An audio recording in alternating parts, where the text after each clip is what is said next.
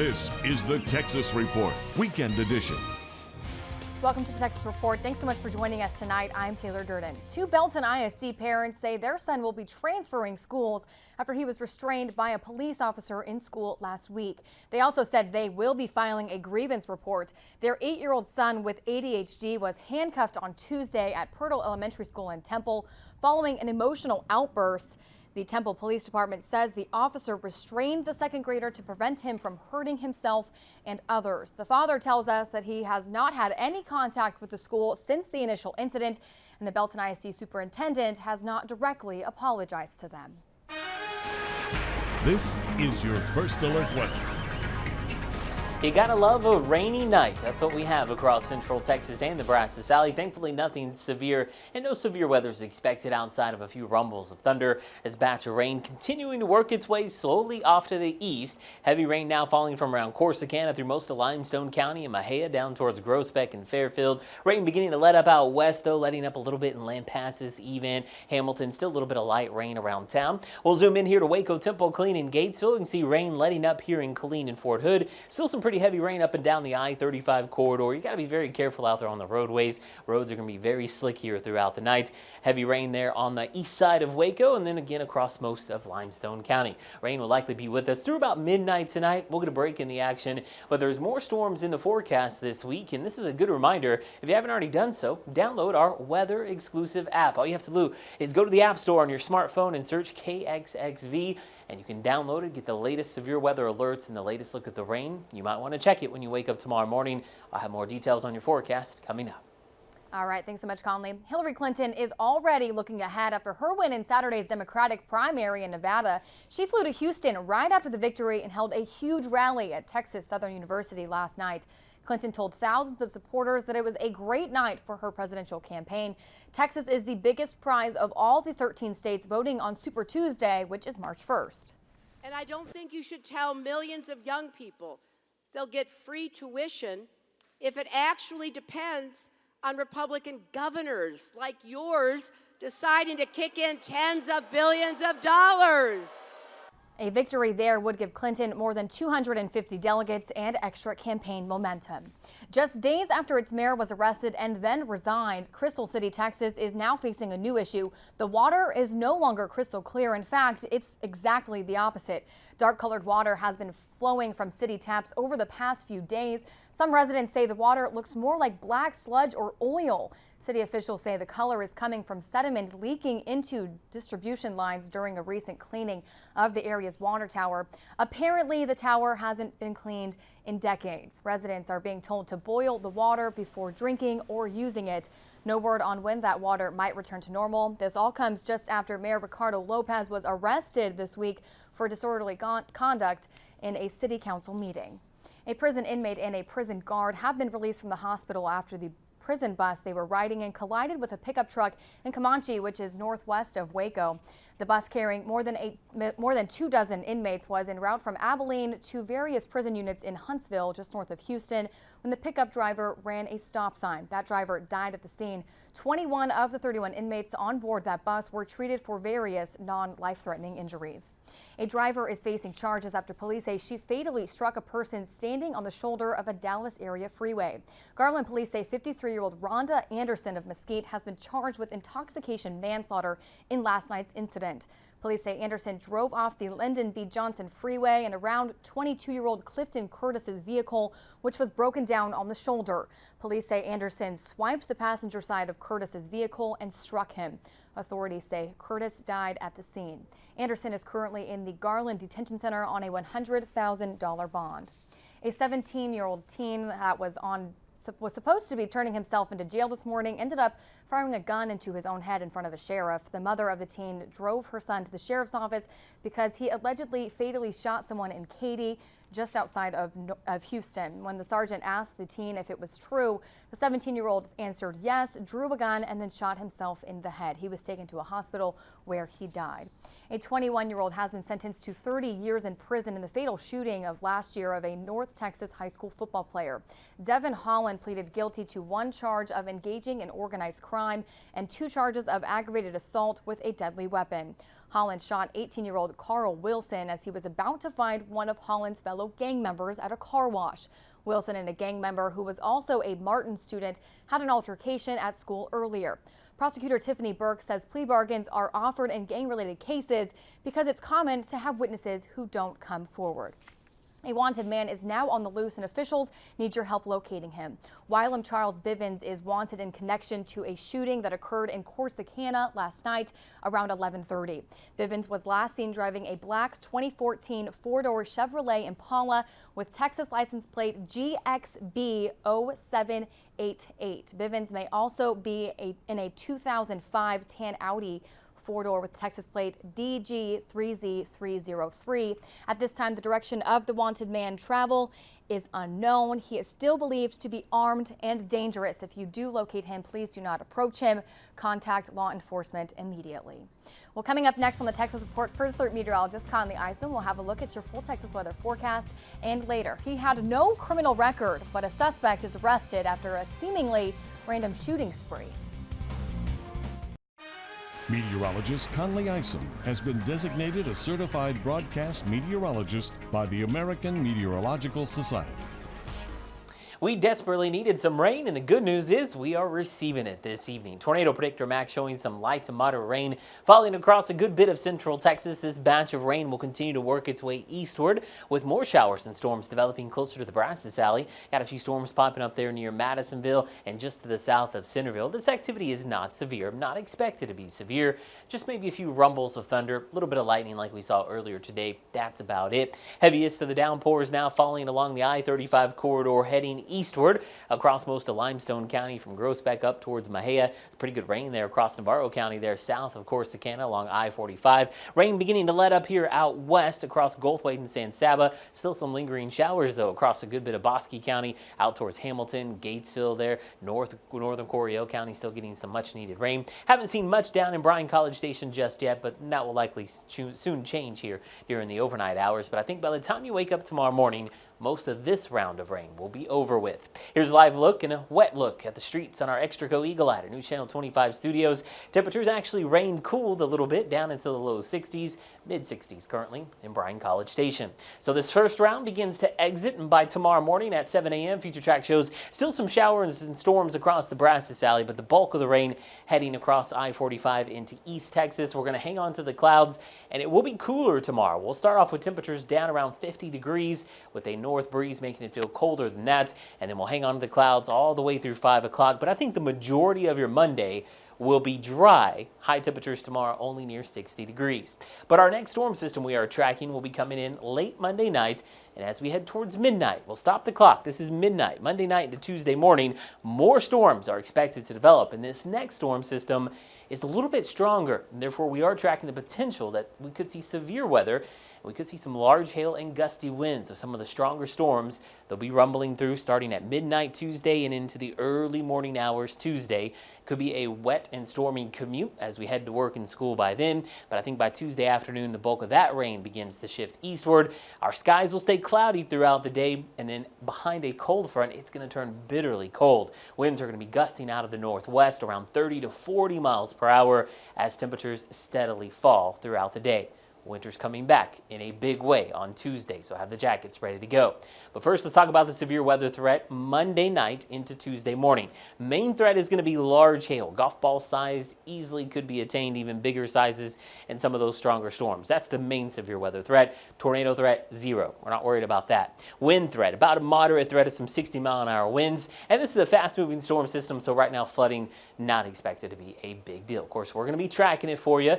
Our team of meteorologists will have the latest on Good Morning Texas with Camille Manning, and Dwayne Macy will have the latest at midday tomorrow. But you can also download our new weather app. Search KXXV in the App Store on your smartphones. Download it today, because if you have the severe weather, especially in the early morning hours on Tuesday, you might need those alerts, and that app will alert you and wake you up. Here's weather tracker for tomorrow. Cloudy skies in the morning, still some drizzle around, but I think most of the afternoon will be dry, just cloudy and cool. Highs only around 60 degrees as winds continue out of the north-northeast. 3-day forecast shows chance of showers only 30% tomorrow. Then we bump up those storm chances to 80%. Most of that falling in the early morning hours on Tuesday. And look at those temperatures, 51 degrees, holding steady, if not falling into the 40s by Tuesday afternoon. And look at those northwest winds, sustained at 25 miles per hour with gusts higher than that. And that's going to add an extra chill to the air, definitely making it feel like winter. High of only 58 on Wednesday as skies begin to clear out. And then Wednesday night, we take temperatures down into the 30s. I think most of us stay above freezing, but if you live out in the country away from the bigger cities, you might actually see a light freeze when you wake up on Thursday morning. Now your 7-day forecast shows much nicer weather, at least towards the end of the week with lots of sunshine. We'll be climbing back into the 60s by Thursday and Friday. And before you know it, highs back into the 70s come next weekend on Saturday and again on Sunday. But until then, keep the umbrellas handy. Again, not expecting much rain tomorrow. I think that next round of storms will likely come in overnight Monday into Tuesday. And of course, we'll be tracking that severe weather threat for you carefully. And bundle up. It is still winter and it is going to be a cold, cold day on Tuesday. You've been saying it for weeks now. We've had all that spring-like weather and you kept saying there's going to be some cold weather. I'm trying to warn you. I'm trying to warn you. It can always get cold. Yeah, hopefully you didn't put those jackets away because you need to get them out now to be prepared for Tuesday and Good tomorrow. advice. Yes. All right, thanks so much, Colleen. Well, coming up on the Texas Report, the Pope is hoping for an end to the death penalty, which is his latest move, and a presidential candidate signs a state bill with repercussions for health programs in Ohio. Police in Michigan have their suspect tonight, but still no motive in yesterday's shooting spree that left 6 dead. A teenage girl remains in critical condition. The man in custody has no criminal record and apparently didn't know any of his victims. Elizabeth Herr has more.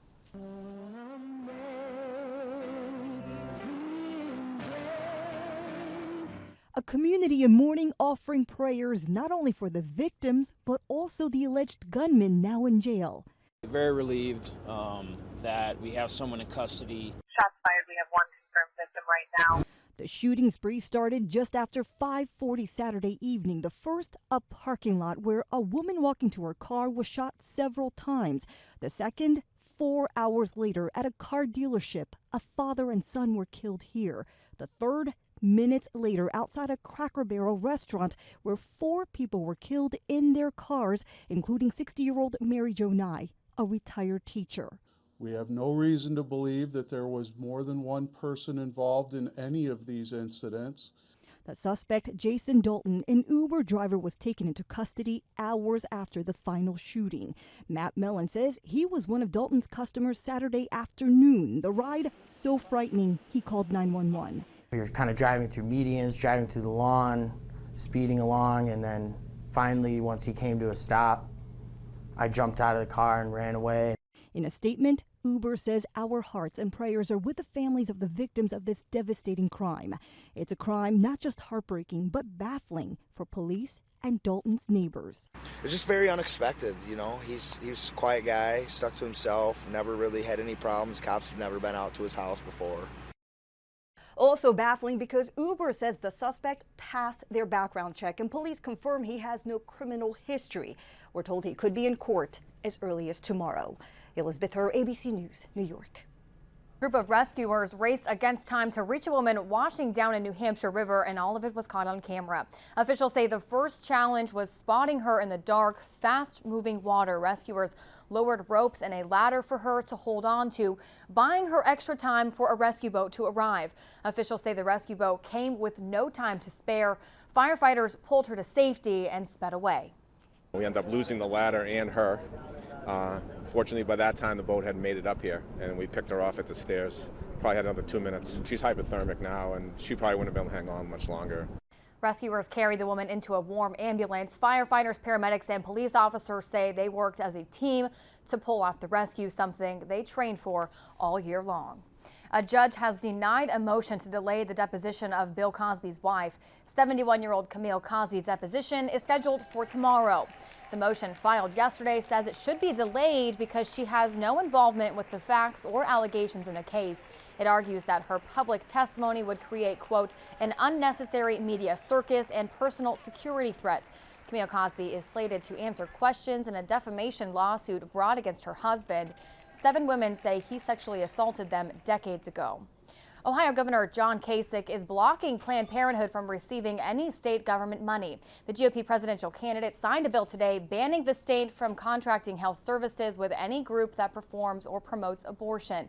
The bill doesn't specifically mention Planned Parenthood, but the group will effectively be cut from more than $1 million in funding for health programs. Planned Parenthood President Cecil Richards slammed the bill, saying it will hurt women across Ohio. Kasich has been trying to position himself as a moderate in the GOP presidential field, but he was still expected to sign the bill. Pope Francis is now calling for a one-year moratorium on the death penalty. He's proposing that Catholic leaders suspend the practice during the Holy Year of Mercy. That push for forgiveness runs through November. The pontiff is also throwing his support behind a conference set to begin tomorrow that he hopes will bring an end to capital punishment. The Pope has repeatedly called for an end to the death penalty. He says the commandment, "Thou shalt not kill," applies to both the innocent and the guilty. Coming up on the Texas Report, panic ensues when a megabus goes up in flames while on the road. And a former Cowboys player lands in jail, but it's not his first time or his second.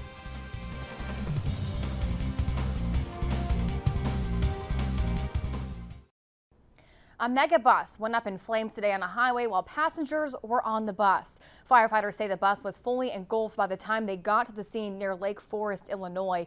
Passengers say they smelled rubber from the start of their trip in Chicago. At one point, they heard a loud pop and then a big explosion. When I heard the first boom, I was in the bathroom and I came out to a lot of smoke and I couldn't hardly get off the bus because it was full of black smoke. The bus then burst into flames, creating a 30-foot plume of smoke, but the driver and the passengers got out of the vehicle in time. There's still no word of what caused that fire. A deadly poison known as the silent killer claimed the lives of a family of 6. The family of 6 died from carbon monoxide poisoning in Fenton, Michigan. The bodies were discovered by a family member who then called police. There were 3 boys and a girl in the house. The oldest child is 11 years old and the youngest victim is just 2 years old. Friday night was the last time anyone had heard from the family. A former Cowboys player landed himself in jail not once, not twice, but for the 5th time in 17 months. 24-year-old Joseph Randall was booked into a county jail in Kansas this morning on aggravated battery, possession of hallucinogens, marijuana, and criminal damage to a property charges. Earlier this month, Randall was arrested in Irving for an outstanding warrant. The former Cowboys player was released from the team in November of last year. His bond is set at $100,000. A photo finish at the Daytona 500 will show you just how close that race really was. And the Baylor Lady Bears are on the road ready for a top 25 showdown against Oklahoma. John gets you ready for tomorrow's game coming up next in sports.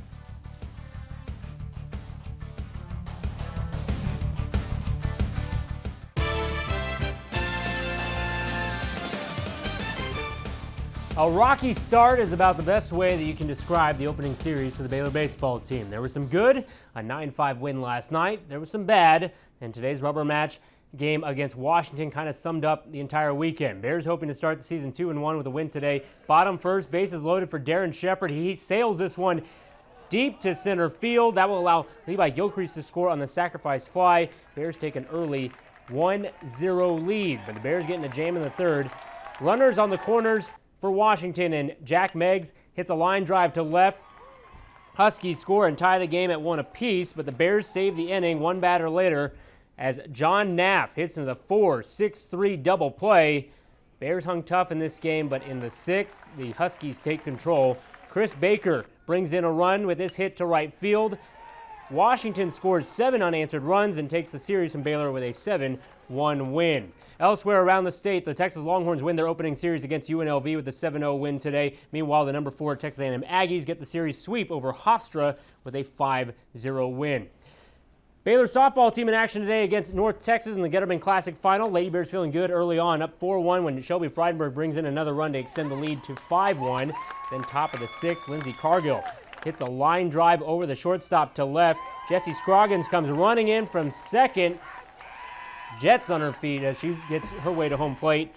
Baylor up 6-2, but North Texas scores 4 runs in the final inning to take this one in extras. Bases loaded, bottom of the 8th. Kelsey Selman walks in the winning run, and Lady Bears fall to North Texas for the second time this weekend, 7-6.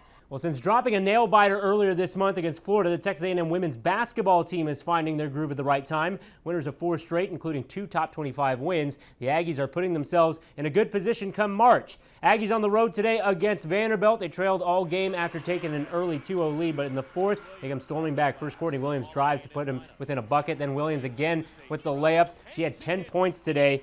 The Aggies were playing well, and the momentum is starting to shift. Jordan Jones finds Onreal Howard for the easy layup to give the Aggies their first lead in the second half, and then that sparks a 16-2 run for A&M. Aggies go on to win for the first time in Nashville today with a 75-63 win. Tomorrow night, a tough test on the road for the Baylor Lady Bears, probably their toughest test of the season since playing at Texas on January 17th. They face the Oklahoma Sooners, who are the only team in the Big 12 with a winning record against Coach Kim Mulkey. Now, tomorrow, Mulkey and the Bears will have a chance to win their 11th game against the Sooners in the last 12 meetings, but they will have to do it on only 1 day rest. I don't know if just 1 day between games makes it harder. I think just going on the road is hard. So that'll give us Sunday night there to have a practice, and then it's a late game on Monday. So we'll have a shoot around there on Monday. So it'll give us 2 good days on their floor. Lady Bears take on the Sooners in Norman in a big Monday showdown. Tip-off is set for 8 p.m. You can watch it on ESPN2. Lady Bears need to win the next 2 games to win a share of the Big 12 title. In the NBA, the San Antonio Spurs on their final leg of the rodeo road trip in Phoenix today. Watch Kyle Anderson's driving dunk, just putting Chris Humphries on a poster. He wasn't ready for that one. Big-time dunk there. Spurs up 8. Second half, check out this great ball movement by the Spurs. From LaMarcus Aldridge to Danny Green to Tony Parker, back to LaMarcus Aldridge for the bucket. He had 19 points, 10 rebounds today. Spurs cruise to a 118-111 win. In Dallas, the Mavericks trying to snap a 2-game losing streak today at home. Second quarter, Mavs down 2 when Chandler Parsons finds Wesley Matthews wide open for the corner 3. He knocks it down. Mavs up 12 at the half. Then history in the second half. Dirk Nowitzki pump fakes and hits the 3. He surpasses the 29,000-point mark, the 6th player in NBA history to complete that feat. The Mavericks win 129-103. Finally in sports, the Great American Race finished with the greatest ending ever. 30 laps to go. Watch Dale Earnhardt Jr. spin out. His 88 car goes crashing into the wall. He finished in 36 today. His fans, they were not happy about it, especially this fellow right here. Yeah, wasn't taking it too well. As I mentioned earlier, great finish, though. It comes down to Matt Kenseth, Danny Hamlin, and Martin Truex. Kenseth gets bumped out, and on the way to the finish, Hamlin and Truex go down the stretch. Who wins? It goes to a photo finish, and look, you can just see right there, 1/100th of a second, Hamlin defeats Truex, one of the closest finishes in NASCAR history. That's a look at sports. We'll be right back. Finally tonight, one Texas Rangers fan is going home really happy this weekend. On Saturday, the Rangers held a promotion called Swing for Your Seats. If you placed a 25% deposit on your 2016 Ranger season tickets, you had 3 chances to hit a home run at Globe Life Park. And if you can knock it out of the park, you win tickets for free for the year. Well, on Saturday, Fort Worth's Byron Anderson did just that. Anderson won free tickets for 4 seats, an estimated $8,500 value, and a lifetime of memories. That is very impressive. I mean, that swing is like, it's like he's done that before. I would never be able, I mean, there's just no way. Yeah. Did you hit it? No, it would get into the outfield probably. Yeah. Hopefully. Well, just to be on the field to have a chance to hit a home run in a big league park and was now he probably can also worth it. say that he hit a home run in a major league ballpark. Not many people can say that. Amazing. Why not? Amazing. All right, let's take a look at Tornado Predictor Max. Still some rain falling across a good bit of central Texas. Nothing severe tonight. Maybe a few rumbles of thunder. That's about it. Rain will continue off and on for the next several hours, but will probably taper off as we head into the morning. But of course, you can tune in to Good Morning Texas. Meteorologist Camille Manning.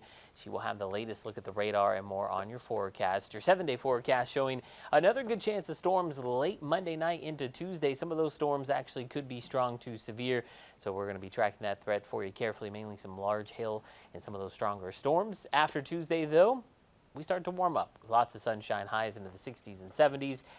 But let me warn you, Tuesday is going to be a bitterly cold and windy day, so bundle up. Let's get those jackets. All right, thanks so much for joining us tonight on the Texas Report.